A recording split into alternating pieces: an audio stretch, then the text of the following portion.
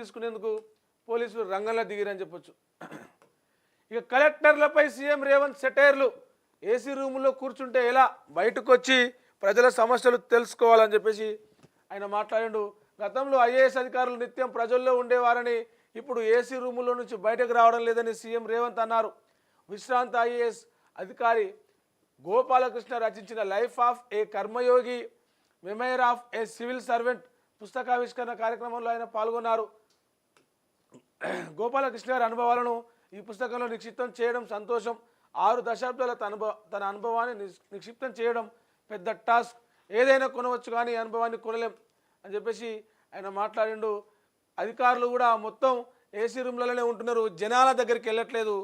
జనాల దగ్గరికి పోతే ప్రభుత్వం చేసే పనేంది, అధికారులు చేయాల్సిన పనేంది, ప్రభుత్వం ఏం చేస్తుంది ప్రజల కోసం అనే విషయము జనాలకు తెలుస్తుంది. కాబట్టి అధికారులు ఏసీ రూముల్లోంచి బయటికి రావాలి, ఏసీ రూముల్లోంచి బయటకు వచ్చి ప్రజల కోసం పనిచేయాలి.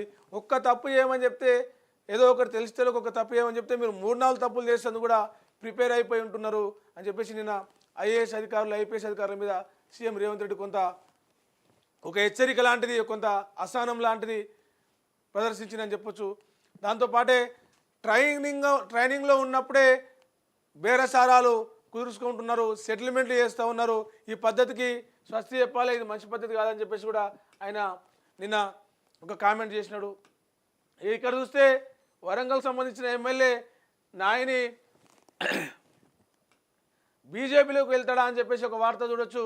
నిన్న చూస్తే కాంగ్రెస్ పార్టీలో అసలు ఏం జరుగుతోంది, ఇటీవల ఫామ్ హౌస్లో 10 మంది ఎమ్మెల్యేల భేటీ కలకలం